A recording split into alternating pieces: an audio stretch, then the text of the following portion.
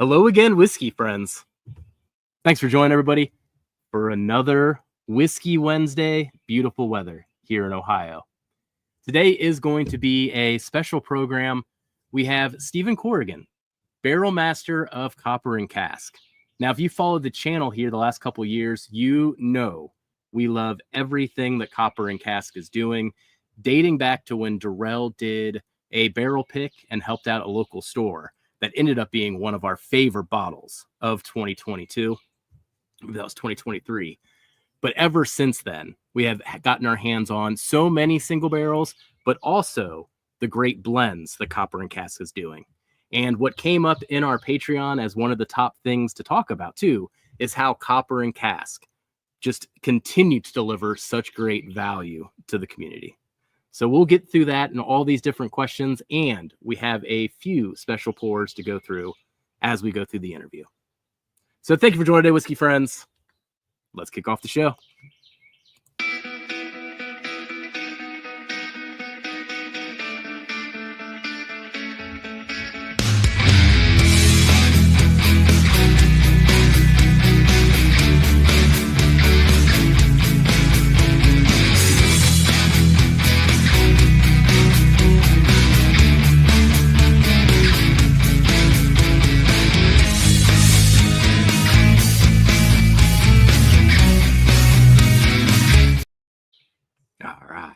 Well, let's pull on the rest of our panel here. First, let's start with Kelsey. Now, Kelsey, as you come on and say hi to everybody, my question here for you tonight is, what is your favorite Copper and Cask release, but you can't pick the single barrel we did with Party Like It's 1999? Well, that's an easy one. It's Darrell's pick that he did with the Weller Foolproof. I mean, that was Good. Killer. I will say non-pick, but like batch related, is the one that came in the box that's a cigar blend. Yep. That was a great blend. I recently just got to try I think it was 20-year, right? The Canadian cigar blend. Yeah. Yep. And that one was very impressive as well.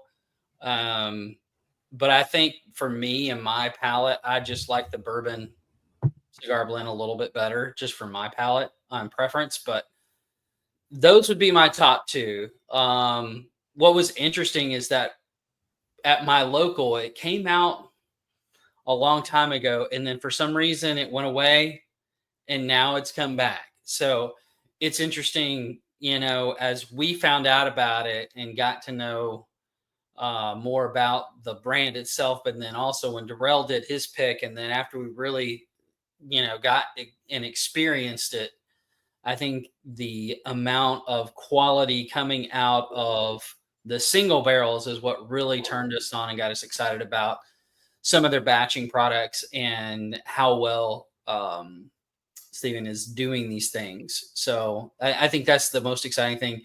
I don't think you're going to find another brand right now that's an NDP that is blending this well at that price point at all. Like I can't think of one anywhere close to that.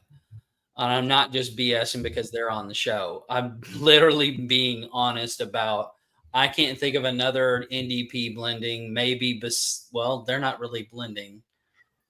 Maybe Evernorth would be a second close. But kind of similar in some ways. Yeah. In some ways, their profile is way different.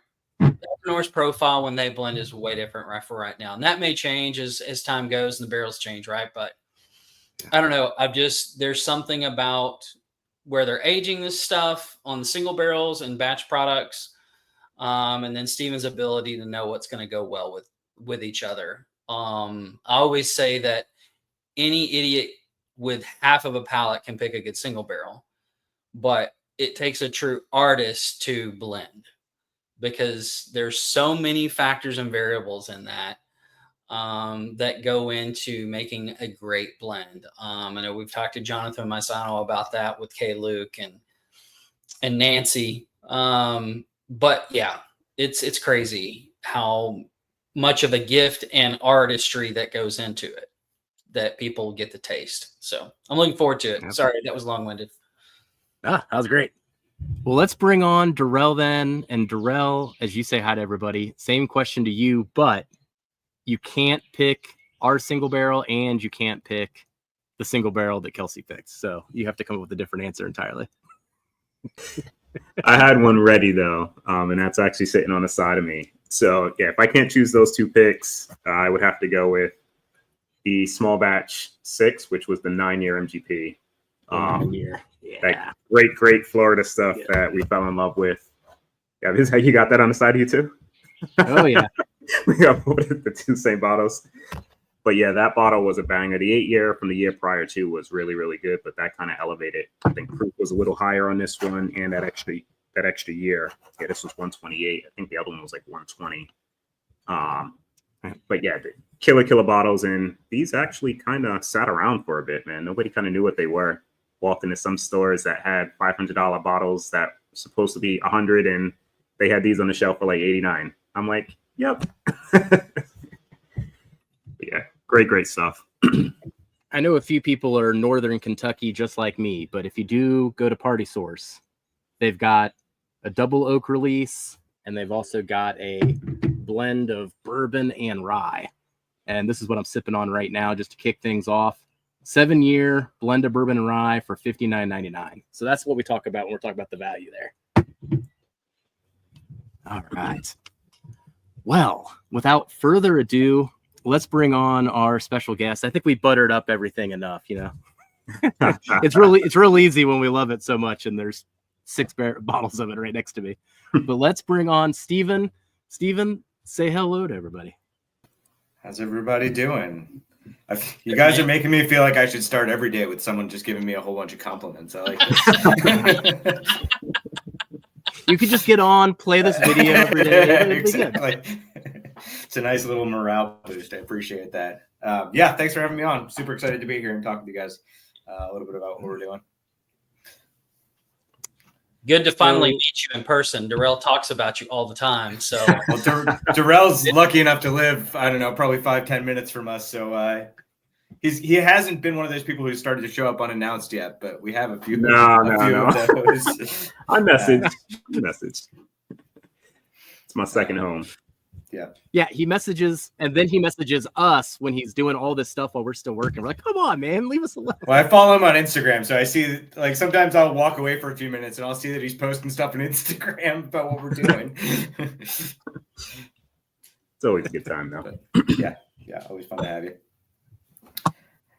Well, why don't we kick things off to get to know you a bit better? What's kind of your background in all of this? What brought you to Copper and Cask and your current role and all those types of things? Sure.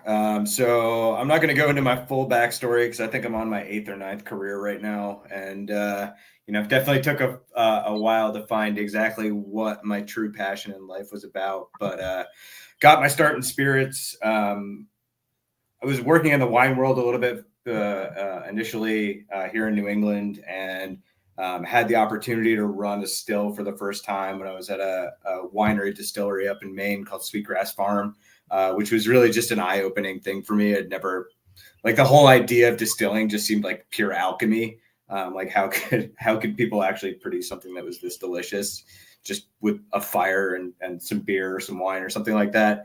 But I really got my true start, and this was 2015. I helped a couple of buddies launch a craft distillery in DC. And, we followed in a lot of ways the standard craft distillery model where we made a bunch of whiskey, but obviously it takes a couple of years to produce it or to be able to release that to people. So we brought in some MGP and started playing around with cask finishing just to figure out what it was all about. And that was really my first foray into not only tasting and blending different barrels of whiskey together, but also looking at these secondary casks as a way to just add layers of flavor. I really like to think of it just as having a whole host of different ingredients that you can play with. So we did that for a few years. So that was, the distillery was called 18 Distilling. Their sourced and finished line was called Untitled Whiskey. So if you've ever had any of that, that was my first foray into it. I didn't know that. That was my epiphany there when you said DC. I was like, oh, I gotta ask him if it's untitled. Yeah. Oh, shit. Thank you for not asking if it was Joseph Magnus. I know Nancy fairly well, and and I'm glad you brought her up. She, in a lot of ways, was a big mentor to me. So it wouldn't surprise me if you said that I followed in her footsteps a little bit, or adopted a little bit of her style.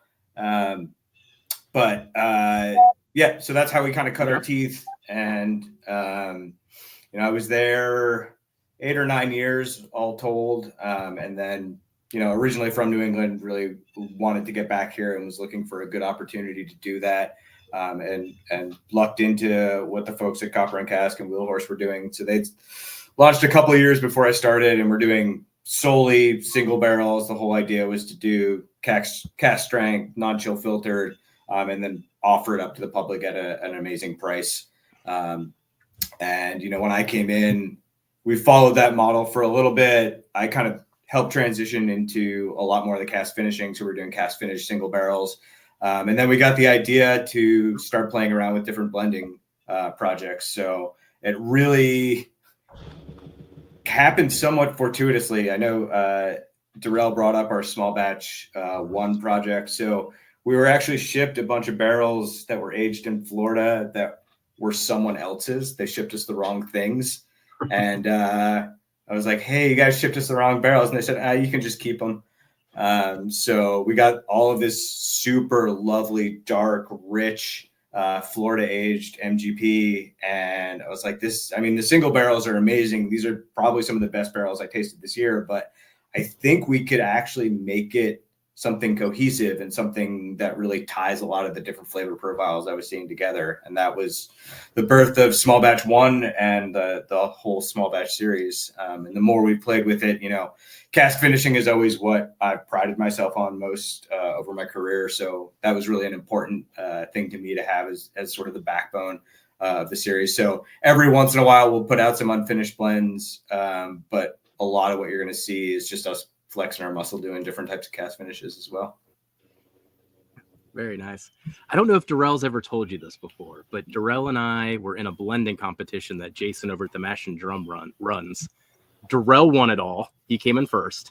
I came in second. And so there was a whole field of 30 or 40 people. Unknowing to Darrell and I, we used the 9-year as our base. Nice. We loved it so much. So we were going through each other's recipes. We're like, oh, this is the base that I used. That's why there's so little left in my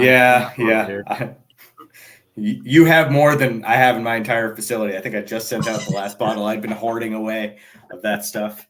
But one of the fun things is that we're always kind of on the lookout for new products that are out there. And, whenever we find something that's really good, and, we always need to complement it with it, being able to put it out at a decent price as well. We could go out there and buy unicorn barrels, and I could put out bottles that were $250 on the shelf, but that's really kind of not what our brand is about. We want to keep that $100 is kind of our hard limit. And occasionally, in the future, you might see us kind of creep over that a little bit, but I don't want to be putting out $250 bottles that you feel almost guilty to open. I want to put out stuff that is, maybe not your everyday sipper, but something that you can pour for yourself on a, random Tuesday, or give to your friends and really share it. We really believe that, or I have really believed that whiskey is something that should be shared and talked about, and, build a community around it as well. I'm interested to know, did you do when you were going through all these processes, did you go into any type of cooperage to learn more about barrel influences, and who did you go to, or who was the person that influenced you the most, and all of that? In terms of cooperage, I'd say the cooperage that was the most eye-opening experience to me was Great West Virginia Cooperage out in West Virginia. Guys are completely transparent about everything that they do, make a really quality product. And, really the takeaway I had from that experience was not only the skill and the craftsmanship that goes into putting these barrels together, but really the importance of how you treat your staves before you go through that cooping process. One of the things I had been using barrels that were all like 6 to 12 month air dried staves. And it was only when I had some of the products that they put out that were 18 month or 24 month air dried staves. It just blew me away how much difference that little aspect. And, people think about the quality of the wood or, the quality of the grains that go into things or the quality of the water you're using. It's really not only the quality of the wood, but the care with which you treat it as well has just an immense impact on the product that you're putting out. Yeah, that's one of the things that when we were talking to several different distillers along the way, that's one thing that I always probe them about, just because when you think about how much that wood has influence over the distillate and what it does for that distillate,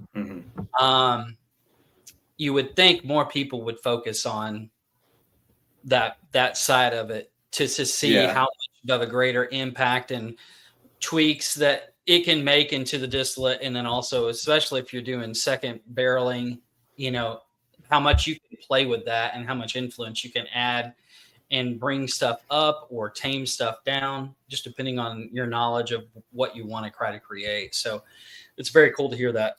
Yeah. And I think really the most important thing is just to have a good relationship with the cooper you're working with. We're doing a lot with ISC right now, and, they're great and they have a huge portfolio of things that you can pick from, which is always cool to play around with. But at the end of the day, it's a huge company. And if I say I want 20 barrels of this really unique style, like they're only willing to work with you so much. Not to say they haven't been a great partner, but we're starting to build a relationship with another place in Kentucky called Zach Cooperage, which just made a huge investment in the type of facility that they have. They've really expanded and really increased their capacity with like custom toast levels before they do their charring and stuff like that. So we haven't brought any of those in yet, but I'm excited to see where that partnership goes and leads us in the future as well. Awesome. Very cool. Well, you want to start tasting through some of this small batch weeded? Yeah, let's do that. Tell us a little bit about kind of where your idea came for this, and this is a little bit different direction than what you've been doing. So yeah, absolutely. So this one was another kind of fortuitous accident where we happened to come across this small cache of MGP weeded bourbon. So mash bill, 51% corn, 45% wheat, and 4% malted barley on this one. It's a 6-year whiskey, which is a little bit younger than we tend to go. But, I find with weeders, you do kind of want to keep the age a little bit restrained. I find that wood can really take over a weeder pretty quickly. So, I think it's drinking beautifully right now. And one of the things that I was trying to do for this particular product, and I should say, this product has not been released yet. You guys are kind of getting a sneak preview here. We're going to launch it in July. So those of you who want to find it on the shelves, it's not there yet. I haven't even bottled it yet, but it's coming soon. But one of the things we wanted to do with the profile is really highlight some of the unique aspects that we can bring to a mash bill. So particularly the note you're going to find in here is a cherry note, almost like a roasted cherry, that I think that fruitiness really comes through pretty cleanly and with a lot of force, not only in the mid palate, but also kind of sticks with you on the finish. And, one of the things I didn't want to do is go into that kind of super bready, super brioche note that a lot of weeders will have. So it's definitely a softer whiskey compared to a lot of things that we've released. But I think it shows a lot more finesse than something that's kind of a heavy finish on it. I mean, right off the bat, the nose to me is so unique. Look at the legs. Very, very, very viscous as well, mouthfeel was. But the nose is what stuck out to me on this. Very different nose than any other type of weeded stuff I've smelled before. So kudos to you for thanks. Appreciate that. Because it's very unique. Like I said, I can't even put my finger on, like when you were saying cherry, I could get a little bit of what you're saying, but there's something that I can't put my finger on the nose itself that's way unique on it. Yeah, I love that I don't know it's a wheated bourbon because I'm not big on wheated bourbons, and I told you that, Steven. Yeah. I was down there. Mm-hmm. And this, Yeah, I mean, wheaters can sometimes have that kind of either overly pastry cream or like a chewiness to them that's almost like sickeningly sweet. And we wanted to be somewhat restrained here in how we were doing that. So I didn't want to just give a complete sugar bomb or something that was too overwhelming. It's the same as mine. all right, well, I was surprised by the cherry, and I haven't taken a sip yet either, but I've had a lot of the MGP wheated either from Boone County. There's a Tom Smith that had a bunch of barrels by me, but that type of fruit, I mean, of the 6 or 7 single barrels I've been through, I've never gotten that note on it. So that did get me. It was like a combination of a cherry and like a red Twizzler. I mean, just red notes going through my head on the nose on a wheated bourbon. That was interesting. I will say also the thing that's interesting too, Stephen, is the ride that it takes you on. It's very cohesive from beginning to end, and there's nothing that like is pointed at it at all. It's very rounded off. Everything is cohesive. It doesn't have anything that sticks out and says this, which is very balanced. Which I know in blends sometimes is very difficult to do, but you guys typically do it very well. So, I mean, it's interesting that wheated note that you're still able to maintain the sweetness, like you said, but I'm getting more baking spices in the mid palate and towards the back that I don't typically get, obviously, on a wheater to me that I remember. We just picked a wheated bourbon from Southern Distilling. Completely different profile. None of that type of baking spices or flow in that at all. But this is really interesting on that. Thanks. Yeah, I mean, that was one of the things we did. We wanted to give some level of spice, and obviously having it at cask strength helps that a little bit. You're getting a little bit of that alcohol burn, which you can perceive as spice sometimes. But yeah, I mean, I appreciate you saying that. That's always our end goal, is to have something that is I think you put it really well, a ride. You know, I like to, take you in a couple of different directions, always leave you with something that has a finish that stays with you for a while, that you can continue to think about long after you've taken a sip. And also something, and I think this is kind of an underappreciated part of whiskey, something that changes a little bit in the glass as well. The more this opens up, the more that fruit's going to sing a little bit more. It tends to tone down the spice a little bit on this one as it sits in the glass, but I think it's an underappreciated art for people to let whiskey breathe for a little bit. No, I agree with you. And the other thing that I'm noticing too, as you're drinking it, is what a friend of mine called flavor stacking. It kind of builds and brings out, as you're drinking more and more, certain things are starting to come out, not just in the glass, like when you're smelling it, but as you're drinking it. It's interesting that that's doing the same thing for you. So that's a really cool experience as well. Thanks. Yeah, the spice on this it's funny because the proof's only it's 111, but this drinks hotter. And I don't know if it's so much the ethanol or the spice, but like the front of my tongue almost feels a little numb. And it's not like hot, but super viscous, and it just sticks there. And I think that's what's probably kind of like numbing it up a bit, but it drinks a little above that proof for me. But like I said, I don't know if it's like truly the proof point that it seems like, or if it's just the spice doing that, but it doesn't drink like 111 to me at all. Well, I think part of it too, Darrell, is the viscosity. And that the finish on this for 111 is uber long, like very, very long finish on this.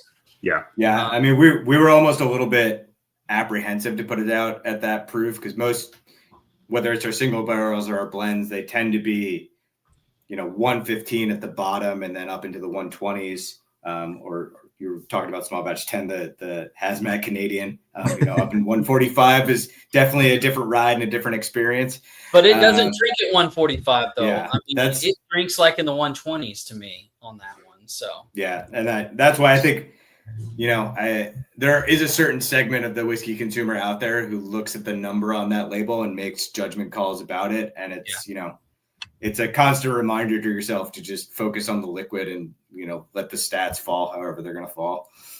Agreed. What are you getting, Jeff? I see the hamster wheels turning in there. I don't get MGP. I think if you gave this to me blind, I would have been so utterly confused. I'd have probably even gone Buffalo Trace kind of area, but doesn't have that baking spice that the Weller has.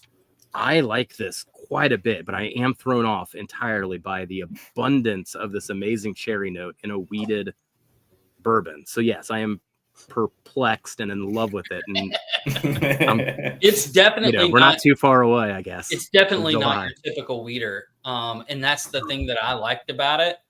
Number one, for me, wheaters, at least the ones that I've tasted lately, they kind of fall short mid and back palate. Like they're typically all front palate and sweet and a little bit of spice. But like I said, this takes you on a complete journey, like all the way through from beginning to end. And it's just really cool at that proof point to get that type of finish, that type of viscosity, and the ability that this particular blend has to not only change in the glass, but change and flavor stack on the palate as you drink it. So very, for a lot of people, I think they're going to find that they're going to start looking and liking wheated bourbon again. Because for me, like a lot of people, when we first got into whiskey, that's what we chased because it's easy. It's approachable. Yeah. The traditional wheated bourbon is very approachable. But then as you get more and more into whiskey and your palate expands and you try new things, it's not something that I go back to often. But I would go back to that a lot just because it's fun. It's complex. It takes you on a ride. It takes you on a journey. It's different than your typical wheater. It's different than the wheater that we picked. Even though that one had at 120 something had a long finish. This just blows that finish out the water. It's crazy on this. Well, I can't wait to compare those two. Yeah, I still taste it. Go ahead. Oof. Go ahead, Steven. Sorry. That's one of the things that, I always, ever since I first got into whiskey and back in my craft distilling days, one of the things that I always made an emphasis is that you have to put out a product that is different than what other people are doing. I mean, it's so tempting and easy to go kind of just throw one down the middle and make a crowd pleaser or something like that. But, it's at some point, it's not interesting to do that. I mean, it's not interesting for the person drinking it. It's not interesting for me to make it. So let's come up with a product that, draws a line somewhere. You might be on the wrong side of that line sometimes, but if you do it well, it's not going to matter, Steven. And that's the thing. Mazzano talked a lot about that too with his blends and stuff. I mean, he was progressively getting better. I mean, you can go back and taste his stuff at batch 2 and batch 3. And you get up to 9 and 10 now, and it's light years ahead of where he was, in his blending process. But I think as you grow and as you expand your palate and where you want to go with a particular thing, I think it's interesting to see the growth. And I think people will, if you do stuff well about what you do, it's going to come through. And this comes through. Yeah. The stuff that we've been tasting comes through. It's awesome. You can definitely tell that you guys care about what you're doing and what you're putting out. So appreciate that. Yeah, that one's a winner. So I need 3 to 4 of those. Right. At least now I know in advance rather than after I get the first bottle. I do have a question about your blending vat process. Are you using stainless steel vats? How long are you allowing your blends to set? Is there a particular time? Does it depend on what blend you're doing, how long it sets, if it just tastes right, or what's your process on that? Yeah, so all of our blending is done in stainless steel. Darrell can attest to the fact that we don't have a lot of the bells and whistles that your fancier distilleries might have. But so sometimes we don't have the luxury of blending everything into one tank. Sometimes it's a few tanks that we daisy chain together and mix them. really my philosophy is to let things marry as long as we possibly can. You know, I would like to do everything for at least 90 days. Sometimes that's not logistically possible. Sometimes, you know, we have a deadline we need to hit, but I think any whiskey you blend benefits from having that time marrying together. And, you know, one of the things that we've learned, especially if we're doing things, it doesn't really apply to this particular project, but particularly if we're doing things that have a lot of oak notes, we've found that trying to oxygenate the whiskey actually has a big effect on it too. If there's a little bit of rough tannin that might be left over in the whiskey, you know, mixing it more frequently or trying to mix some oxygen into it could really help mellow those tannins out a little bit, which was an interesting learning process. So, you know, every whiskey is different, just like every kid is different, but you know, in general, trying to let things marry as long as we possibly can is always advantageous. I will say the benefit of copper and cask in general is that we're doing everything at cask strength, so I don't need to worry about proofing times or anything like that. Proofing down whiskey is a whole different animal. That's definitely a process that should be handled as slowly as you possibly can. I'm a full subscriber to the slow proofing methods that have become really popular over the last couple of years. Yeah. And it's interesting to hear you say that because I know Nancy has a big theory and rules about how she does her stuff with that process, which is very tedious and very hands-on, I would say, to the nth degree from to hear her talk about it. I was going to say she takes it a little bit more to the extreme than I ever did, but she was the first one who told me about this idea of saponification, which I don't know if she mentioned that to you, but this idea that you can congeal fats if you add the water too quickly. And she showed me a couple of examples. I was like, God damn, if that doesn't smell like Dawn. She's absolutely right.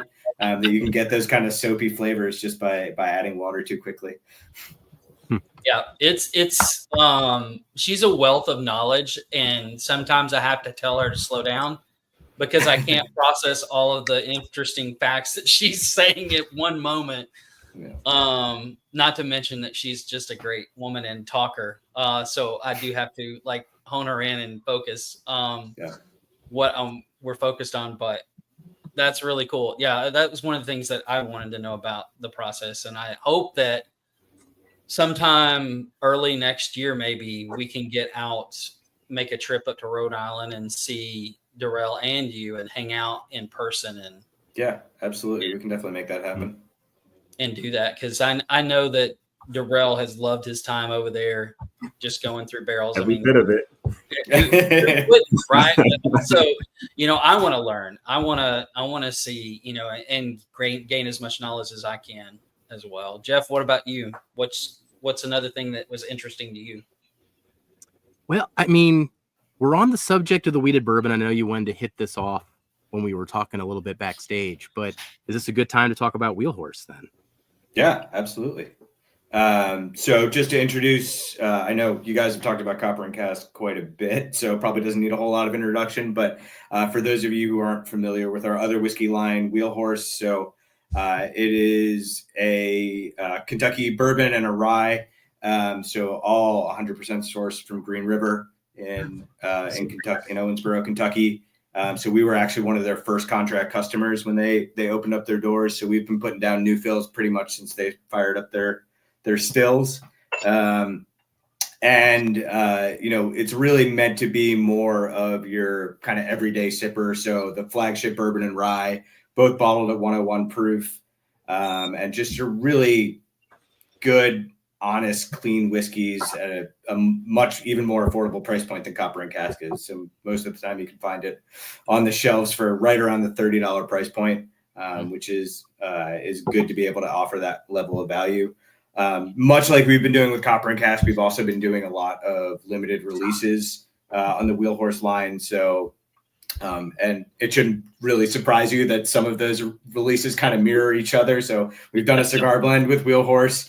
The most recent one we put out was a toasted barrel, which was really fun. And then our next upcoming release is going to be the first blend that we ever did with Wheelhorse, the Wheelhorse juice at cask strength. So it's a low rye blend. So 70% corn, 21% rye, 9% malted barley.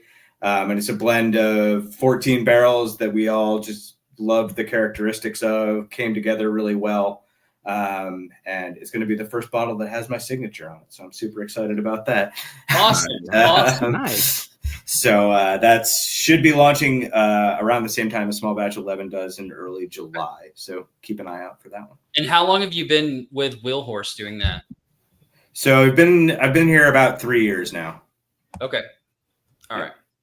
Because I think right when they launched, or soon after that they launched, 4 years ago, maybe 3.5. Scott from My Bourbon Journey sent me a sample of Wheelhorse, and I was like, what the fuck is this? Where has this been? Because there really hadn't been like a consistent, like you said, daily drinker that could compete with turkey at that proof point, at that price point. And then as I began to get more influenced by different contract distillers and didn't know that it was Green River, and then we started picking our own first barrel, which was wound up being some Green River distillate that got hit by a tornado in Memphis and spent outside and Nice. all that type of stuff. Then we began to learn more about all of there's a lot more interconnections that we don't even know about between brands and people being bought, then Bardstown buying, Green River, all that type of stuff. So it's been there you go, Walker. I know you got a bunch of those. Yep. I actually got to send him something. Yeah, so Green River folks have been really great to work with. They've, like I said, we were an early adopter of their juice, and they've been willing to help us out with certain kind of barrel aging that we want to do. So when we first launched Wheelhorse, it was all barrels that we purchased from them that had already been laid down, but we're 100% in Wheelhorse now into the barrels that we've laid down personally, and they all very much have our signature on them of the profile of wood that we want to use. Their mash bill is the same across all the products that they do. So unlike Bardstown, which when I talked to their head distiller, had something like 300 different iterations you could pick from between mash bill, yeast strains, aging type. It blew my mind how he kept track of everything. Yeah.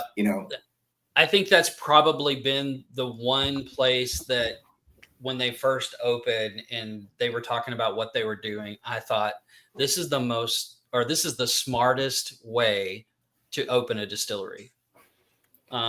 Just because, number one, you don't have to worry about what product you're putting out because you're paying the bills by making somebody else's whiskey for them. Yeah. And they're paying for your rick houses that you're building because you're pumping their juice and they're having to store it somewhere. So you can build your rick houses as well as house other people's. I don't know. It was just back in the day, even when they were first releasing the first Discovery series, that was the thing that when I went there, I was like, man, this is the smartest business model I think I've ever thought anybody had ever done. And they've just expanded upon that and obviously gained a lot more capital and all of that. So pretty interesting. Can you answer that question right there, Stephen? Travis has a question here. First Wheelhorse 101, 2 to 3 years. So the first Wheelhorse release was before my time. I'm pretty sure it was a 3-year. We started with a rye first. And I want to say that was 3-year, but don't quote me on that. I could be, like I said, I wasn't with the brand at the time, so I could be misstating that. The first bourbon was definitely a 3-year when that was released. What are you up to now? Because I know this cigar blend, the cigar blend's 4 years. Are you progressively going to be getting older with it, or are you going to maintain it around that? We're probably going to keep it around 4 years for the time being. Their distillate, it just seems to be a nice place for that liquid to really shine. The Barrel Master release we're doing is going to be our first 5-year release. So that will have a 5-year age statement. And I think you'll see higher age statements starting to creep into the limited release or limited edition offerings a little bit earlier than the flagships. But, I never want to say never. We could definitely think about upping our age statements on that. But it's never Wheelhorse is never going to be like an 8-year product or something like that. We'll probably keep it somewhere between 4 and 6. She is talking about. She heard us talking. Her ears. Her ears. Lit the bat signal. We lit the blending signal. Oh goodness, good to see you, Nancy. Hope you're doing well. Well, let's go on to the second one that you guys are gonna taste with us. This is one. Tell us about this one. I'll turn it over to Darrell and you, Stephen, for this one. Wait, is this the other sample I gave you? Yeah, you got to tell me what the sample is. Okay, I wasn't sure. I misunderstood a message from them. I didn't know we were actually going to drink that. But give me 1 second. Let me grab it right across here, and we'll chit chat about it. It's the upcoming one, 1044, Stephen. Okay. So as we get into that, I'm going to put you on the spot then, Stephen. Okay. Which one of all the small batch blends, private batch blends, which one is your favorite? Which one's the one that you go to? Well, I think I've drank all of my supply of all of them, so I don't think I have one I can go back to. I think the 6, that 9-year Florida aged, was a really special one. I was really proud of the way that one came out. So that's always going to have a special place in my heart. The other one that I like, just because it was my first time putting one of these together, and it was just really interesting how it came together, is the Boo Rye that you held up earlier. So that one's a release that's just rolling out to the world. So a blend of 6 bourbon. Yeah, we call it double mash, not a Boo Rye, because I think that's copyrighted. So this one is a fairly small release. I think we did just under 300 cases of it. 6 bourbon barrels, 4 rye barrels. So unlike a lot of other Boo Ryes that are out there, this one's a little bit heavier on the bourbon influence. And really that was part of our goal here, was to make bourbon drinkers drink something different, really. So give it to them at an accessible palate. So definitely a lot of spice influence is there. You're even getting menthols. You're getting a little bit of that dill pickle note, but it's at a much, for someone who doesn't drink rye every day, I think it's a much more approachable profile for them to be rye curious. I grab my sample over here. I can give a quick lowdown on this one. So I'm not sure when it was, Stephen, but maybe a month ago or so, I was in there and we were just tasting through some stuff, and he's always surprising me with like, hey, try this, try that. So we tried a barrel, and it was a short barrel, and I immediately was like, what the heck? We tried 2. One was pretty nuts. The second one was just as nuts. But guys, so super short barrel MGP. This one was aged in Kentucky. But the proof point and just the barrel influence on this whiskey is what's crazy about it. And it's a completely different profile than anything that I think I've had from the brand. So I immediately was like, hey, can I send this to some of my guys? I think they need to taste this. So Stephen was gracious enough to, give me a couple samples. I sent it over to these guys, and they kind of had a very similar initial impression when they poured it. And like, this thing is dark, guys. Like, it's not the light deceiving you. Like, it is crazy. 8.5 year, actually November of 2016. Yes. So we're pushing 8.5 years right now on this. You know what this profile reminds me of, Jeff? I want to see if you can. No, my math's wrong. 9 years, right? It'll be 9 in November. Yeah. This harkens back to Justin's.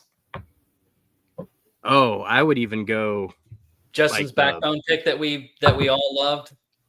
The barrel influence is what reminds me of that pick. I think honestly, this reminds me more of the 10-year or the 9-year Old Scout single barrel I had that was like 99 or 100 proof. And that was probably released in like 2018. But I was thinking more like along those lines. Gotcha. The barrel influence jumped out at me and reminded me of just in the color as well as the nose on it. Yeah, 36% rye. But what's crazy too on this, 100 proof. Like, I purposely sent these to the guys asking them what they think the age and the proof was, because I think those are the age you can kind of get. It definitely has some nice oak on there, but the proof point, this thing drinks well above. I think Kelsey thought 120. I think Jeff was like 115-ish or so. Like, it drinks well above the 100 proof, but it's barrel proof, right? So all that influence is still there. You get all the flavors, but it's crazy that it's 100.6. Like, it's nuts. The viscosity. The viscosity of the barrel too, I was going to say, is the other thing that is impressive. Go ahead, Steven. I was just going to say it's one that if you were to blind this, you'd be very shocked to learn it was a high rye, 36% rye bourbon. You know, it's almost the opposite of what we were talking about before in the wheater. There's almost no spice that comes across here. It's smooth, not really juicy because there's not a whole lot of fruit coming through, but like that really chewy texture to it. And to the point where when I first cracked open this barrel, I thought it was a joke or something that we got. I couldn't understand how that flavor could be coming over on how that barrel was labeled. I thought they'd sent us the wrong thing or something. Yeah, I had a buddy of mine try it. I had my buddy OH. These two know who he is. He tried this yesterday, and he was like, "What the heck is this?" He's like, "Wait, is it a single malt? Wait, is this finished?" Well, like, it took him for a crazy, crazy ride. When I told him it was just a regular non-finished MGP bourbon, he was like mind blown. Like, do you know the cooperage on this? I don't off the top of my head. Sorry. That reminds me of like a lot of the 8-year MGP, 9-year MGP that was coming out in Kelvin barrels. That's why I asked. I know it's not Kelvin because Kelvin's pretty prominent about how they display their logo on the barrel. So I would have noticed that in particular on this barrel if it were Kelvin. Yeah, this thing is wild. I think. Holy shit. Go ahead, Kate. I was trying to figure out what it is I'm getting on the middle part of this palate. It's almost like it's the finish stays in the middle part of your tongue. It's crazy. I've never like had a finish that just stays in one part of my palate. But that's where it's hitting me, like right smack dab in the middle of my palate. And it's just staying there with all of those sweet oak and tannin notes, barrel influence. Oh, man. And just a touch, I guess, on the whiskey itself, guys. I immediately loved this.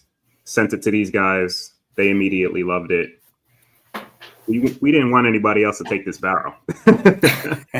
So we locked this down, guys. We'll work on dates. Like, we got a lot of stuff, floating around that's going to be releasing soon. And Steven's pretty nice to kind of let us go with the flow with this. But this is definitely secured for the channel. And we'll work on a release date probably in the next few months or so. Probably be closer to 9 years, little under 9 years by the time we get this out. But guys, don't sleep on it. It's 100 proof, but I'm telling you guys, it's probably one of the best 100 proof bourbons. Oh, absolutely. It also is a significantly short fill, so there is not going to be a lot of this out there. Yeah. Jeff, I think we already know what the sticker needs to be for this. Oh God, what's this one? No, wait, no. Last night, okay. Cream of the crop, baby, with Jeff as the and the cream of the crop. We gotta make sure it's original artwork. Jeff's a huge wrestling fan, Steven, and so we try to get him in wrestling clothes and outfits. Awesome. I love how he said they try to get me in wrestling clothes as if I just don't have wear a closet Macho full Man of them. outfits all the time. Well, he only has one, and it's getting really stinky and really ratty. So as long as you keep it to that 80s era of wrestling, I can get down with that. I'm not. Yeah. Newer WWE has not exactly been my style of the last couple of decades. The golden era. Yeah. Now I want that sticker that Dorella's thinking. I was thinking of a different one. I immediately. I know which one you guys were thinking about too. Yeah. Yeah. Oh man, we'll figure out something fun. We'll figure out something. Steven, tell us, we've got about 10 minutes left. Tell us about, I know you talked a little bit about any upcoming projects that you had, about Sure. releases, but what other projects are you working on that you maybe want to mention, or anything else that you want to tell us about Copper and Cask or Wheelhorse? Yeah, so we've got definitely a couple of cool projects coming up throughout the end of the year. So we are currently working on our next cigar blend for Copper and Cask. It's going to drop probably sometime late September, early October.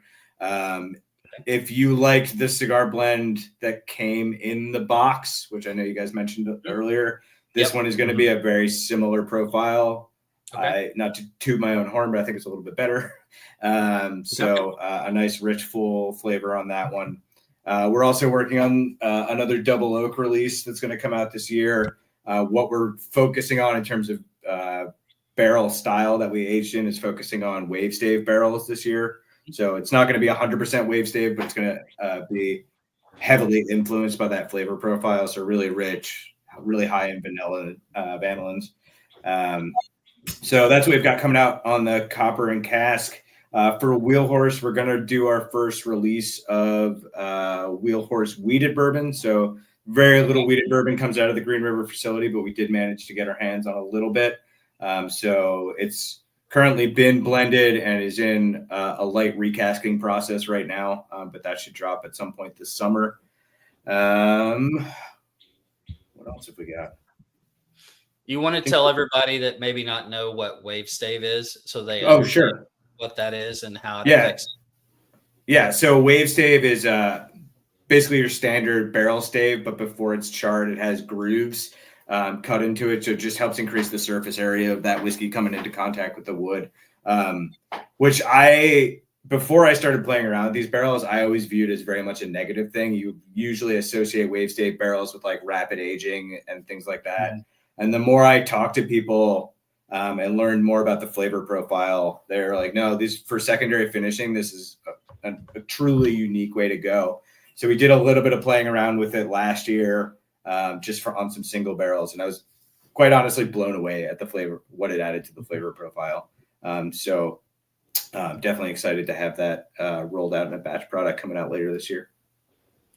I do have an idea for you. I don't know if it'll work, but what if you did wave stave, but you did it as a split stave where every other stave was not wave stave, and you alternated your char levels between the wave stave and your trying to make some crazy Maker's Mark barrels there, huh? I don't know. That's the one thing that I kept thinking about. Like, I love split stave stuff.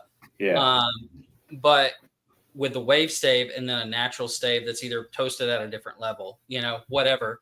But that would be fun, especially in a secondary barrel and how it can influence it.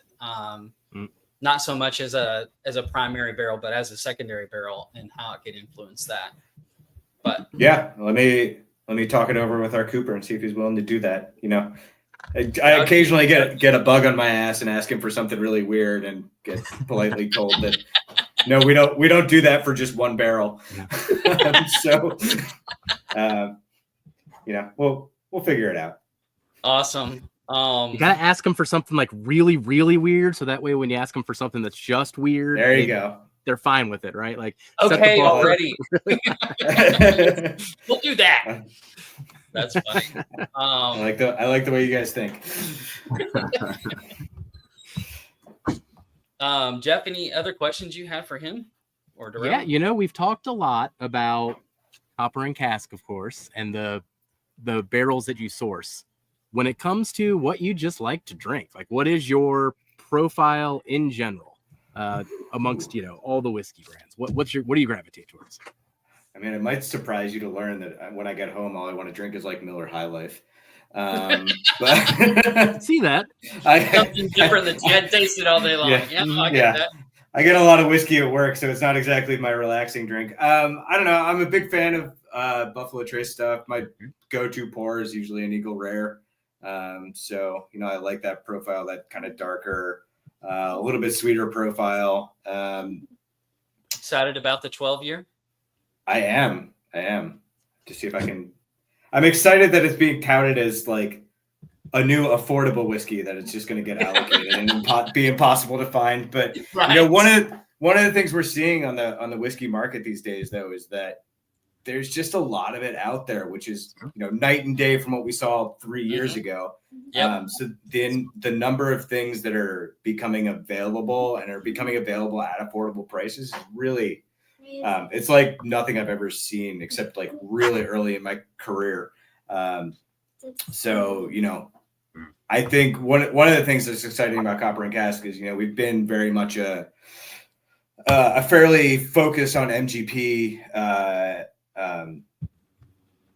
independent bottler up to this point. You know, we've thrown in some Canadian things and we've thrown in cool things when they've come across our desk. But, you know, I want this brand in the next 2 years or so to be a brand that's taking from all different segments of the whiskey world and offering that up as, you know, a really diverse portfolio. So I think we're finally at a point in the market where it's coming back to earth and we can actually do that and have it achievable and something that is, you know, truly phenomenal. Well, don't change your philosophy. I love that you guys are focused on quality and affordability at the same time, because to be honest with you, that's what has really separated you, at least in my mind, and I think in these two guys' minds, as far as standing out. And when I have the choices that I have now, I would more go to somebody who's focused on that than somebody who's just interested in a cash grab, because it's so old or whatever else. It's so limited barrel or whatever else. But I have a group of Monday night guys that I drink with all the time, and they can't get enough of your stuff either. Nice. I introduced them to Copper and Cask, the taste of Darrell's first barrel that he picked in Florida with the Weller Foolproof barrel, and they all fell in love. And now anything that they see that's Copper and Cask, they grab because they know what to expect. Yeah.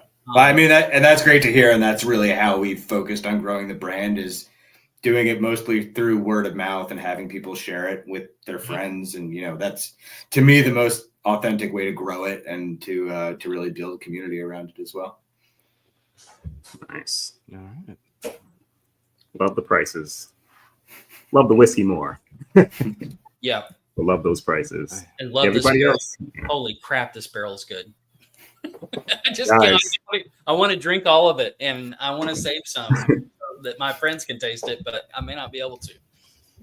Yeah, and to touch on that, guys, like Steven said, it's a very, very short barrel. So when this releases, do not sleep on it. There's maybe, 60 bottles, Steven? Maybe? Something like that. I forget. We sat down and did the math, and I don't remember off the top of my head, but definitely under 60. Yeah, it's not going to be a lot, guys. So and way less if Darrell keeps coming and taking out of the barrel. Stop drinking the barrel, Darrell. It's Angel share. It's Angel share. It's not me. It's the Angel share. That's what I'm going to chalk it up to. I'll taste it like every month or so, just to make sure we're like, if we need to pull it at any point, you know. But it's see, he's already setting it up to get more. Did you see that? See that? Come on, Darrell. He's gonna show up with a thermos and just ask me to fill it up for him. You know? Yeah. I need to send it out to like 200 people. Oh man, I'm excited about that though. Really excited about that. That's gonna be a fun one. Well, Steven, thank you so much for hanging out with us here. It was really great for having me. To get to know you. Fun to meet you guys. You too. Oh, yeah. All right, Kelsey, Darrell, any parting words? Thank you again, Steven. I really look forward to meeting you in person in 3D. This guy getting to hang out with you guys. So look forward to that. And Darrell, I know you see this guy all the time. He's probably sick of seeing your face. It's always welcome. It's always a blast. Let me read this from Walker, man. You had too generous. Thank you, My Walker. favorite rye last year was Walker. a low proof 95.5 rye from MGP short barrel. 57 bottles total, bottled by Dark Arts in a store in Florida. Cannot wait for y'all's Copper and Cask. Yeah, I sent him a picture. I'm like, he's gonna love this because he has more. I got a lot of Copper and Cask, but he has more than I, more than I for sure. Yeah. But this is gonna be like right up his alley because it's so wildly different than I think anything that's been put out by you guys, and just the influence, dude, on the the whiskey from the barrel is just crazy. So Oh, yeah, I am super excited about that. Thank you, Walker. Thank you, Steven. Yeah, thank you. But yeah, that's it for me, guys. All right. Well, everybody, be sure to check out some Copper and Cask if you haven't already. All of those great releases that Stephen was talking about coming over the course of the rest of the year. Keep a particular eye on the bashed wheated bourbon because you can tell that I'm a big fan of that now. That put a huge smile on my face and pretty much took the words away from me for about 15 minutes there in the middle of the program. So I love that one. And go over to Jason, tell him that we sent you. I know he's got a few special guests in the interview going on tonight as well. And we'll catch you on the next Whiskey Wednesday. Goodbye, buddy. See you guys. Cheers, everybody.